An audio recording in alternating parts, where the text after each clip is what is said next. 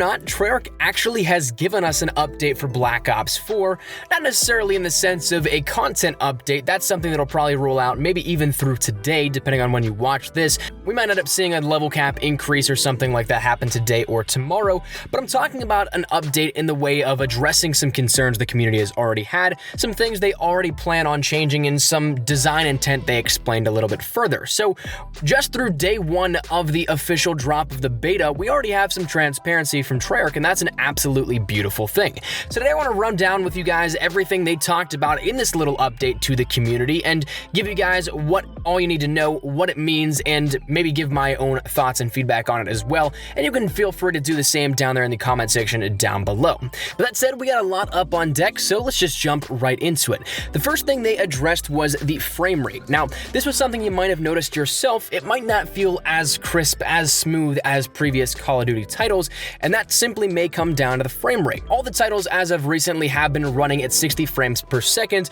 but it seems like for whatever reason Black Ops 4 drops down to below even 30 frames per second when trying to run on PlayStation 4. I'm not entirely sure how really this would play out in something that would be a quick fix or something that would need some more attention compared to other things. I'm no game engineer in that sense, but they did address it and said that the overall general frame rate was solid for the majority of players, but there were specific cases where there was a bug that would cause the game to drop in frame rate. Now, they ended up saying they're working with their QA department and player support to zero in on this and then reproduce and be able to then effectively remove whatever's causing that bug within the game. So that's something that should be getting addressed here and hopefully have some fix for it in the upcoming days, and if at the very latest for week 2 for the beta itself. Now, another thing they ended up mentioning was the load times. Now, I'm all for giving players the ability to create their classes and everything like that, having ample amount of time so they don't have to try and rush into things, but if you take a look at the load times in between the game right now, it is, I believe, like a 20 to 30 second countdown for the map voting, and then it starts to go to another 90-second countdown timer to actually start the game.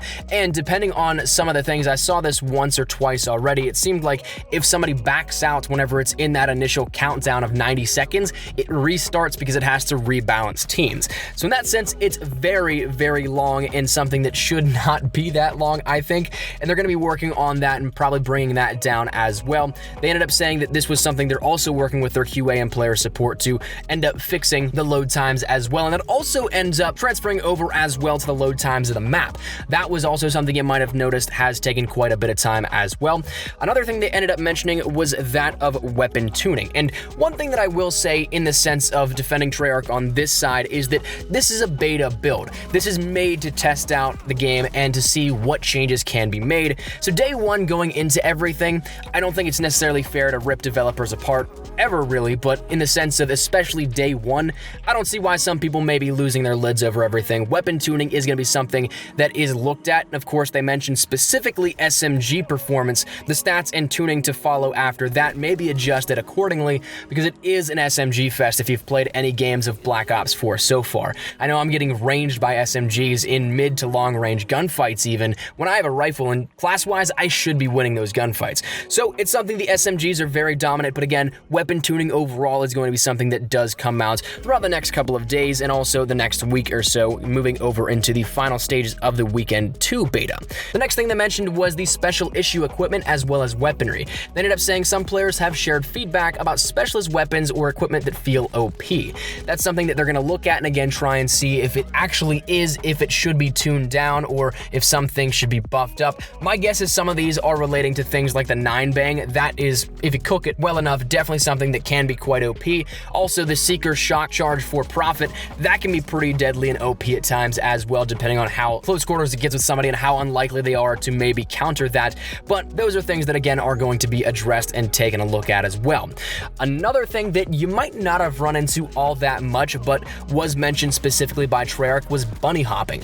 It's kind of weird to think about bunny hopping in Call of Duty. We may have saw some of that back in the older days because it's more so a PC thing than anything else. I know there are games that are notorious for it as well. I believe Halo had that also, but whenever you take a look at it, things like bunny hopping isn't anything that's really been a real problem in terms of recent years. Obviously, you have the thrusters and the boosters and all that kind of stuff that would play the verticality game, but right now there is no delay between each time you can end up jumping. So you can literally just jump.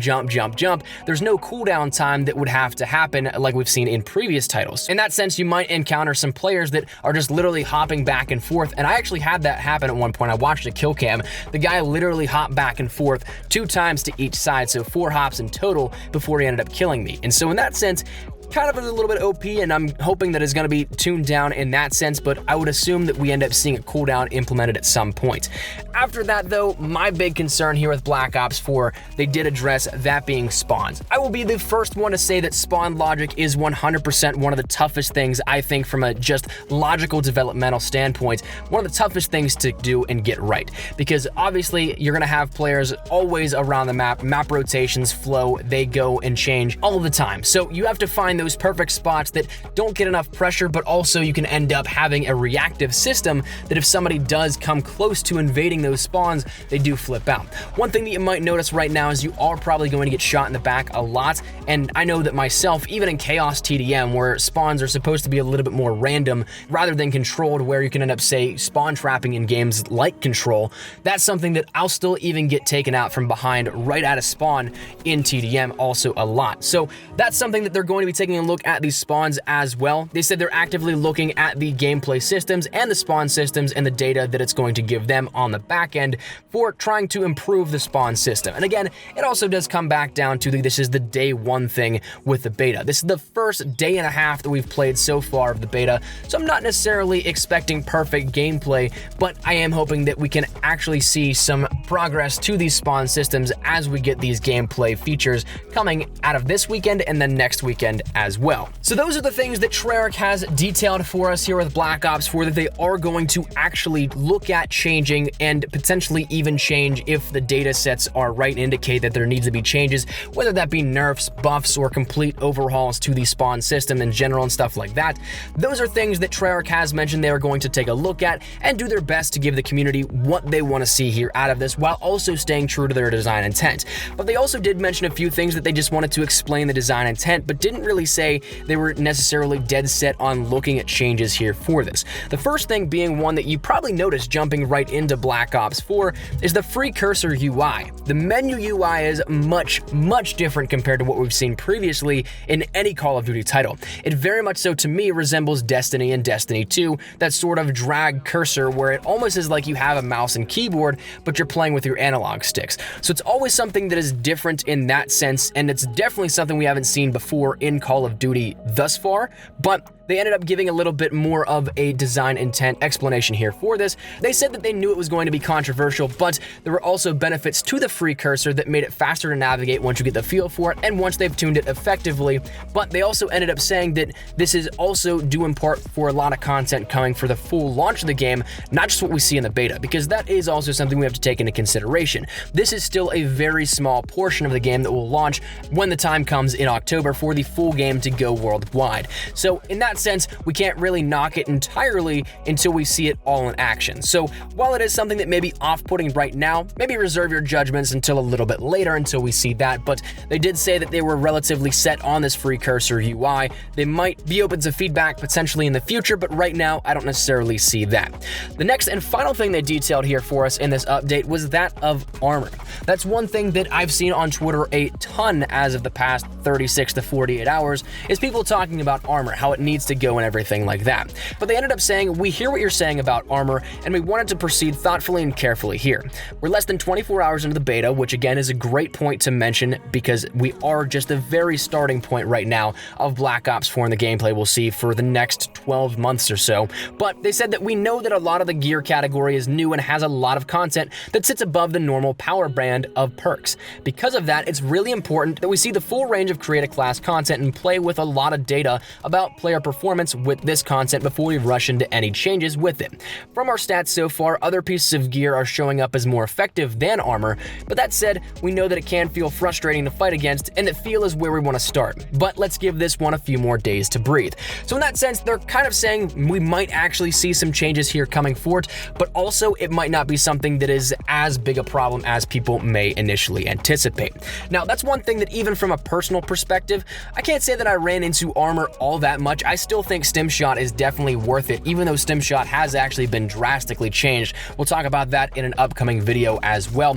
But that's something that there is still a lot of gear that will allow you to flourish in other aspects of the game if you can sacrifice that armor set. So in that sense, I'm not necessarily too bothered by it. I also can run AP rounds, as can you, to end up getting those armor penetration shots in that render armor useless in that sense. So we'll see where this goes in the next couple of days, with week 1 ending here up on Monday and then jumping into weekend 2 of the beta come this next weekend. But that said, as for right now, armor's still a little off the table.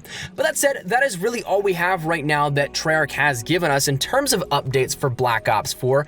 But again, it's great to see this transparency. 36 hours into the game, or whenever it is you watch this, that's something awesome to see, that Treyarch is directly communicating with us with some of the biggest concerns the community has had.